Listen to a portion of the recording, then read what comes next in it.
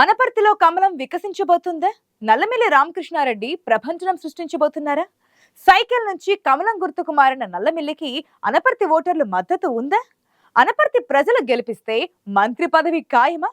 అనపర్తిలో తాజా పరిణామాలు ఎలా ఉన్నాయో ఒకసారి చూద్దాం.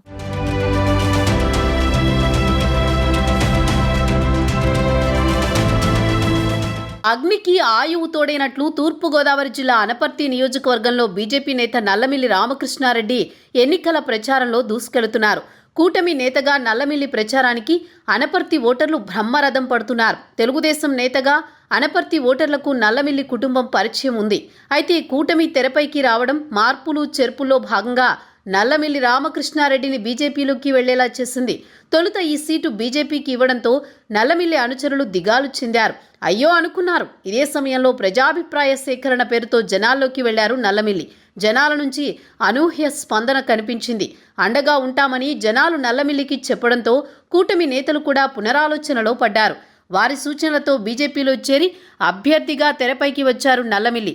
గుర్తు ఏదైతే ఏంటి, నల్లమిల్లిని గుర్తు పెట్టుకుని ఓటేస్తామని చాలా ధీమాగా చెబుతున్నారట. ఇన్నాళ్లు ఆయన పడ్డ శ్రమకు ప్రతిఫలం ఇచ్చేందుకు అనపర్తి ఓటర్లు ఎదురు చూస్తున్నట్లుగా ఉందంటున్నారు స్థానిక నేతలు.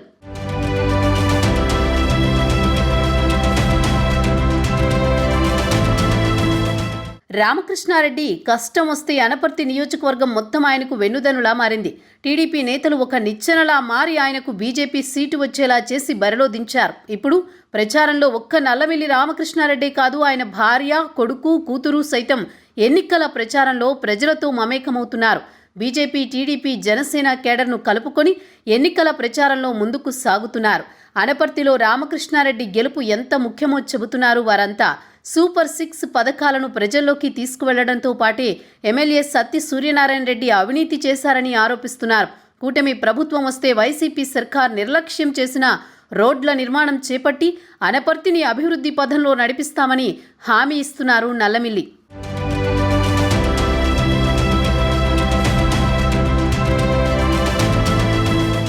నల్లమిల్లిని గెలిపిస్తే అనపర్తికి మంత్రి పదవి కూడా వస్తుందని లెక్కలేస్తున్నారట. తద్వారా అనపర్తి మరింత అభివృద్ధి చెందుతుందని అనుకుంటున్నారట. కూటమి సీట్ల షేరింగులో బీజేపీ 10 స్థానాలలో ఆంధ్రప్రదేశ్లో పోటీ చేస్తుండగా అందులో బలమైన నేత రామకృష్ణారెడ్డి అని చెబుతున్నారు. కూటమి గెలిస్తే ఖచ్చితంగా బీజేపీకి కేబినెట్లో స్థానం దక్కుతుంది. దాంట్లో సీనియర్ నేతగా ఉన్న నల్లమిల్లి రామకృష్ణారెడ్డి కేబినెట్లోకి తీసుకుంటారని అనుకుంటున్నారు.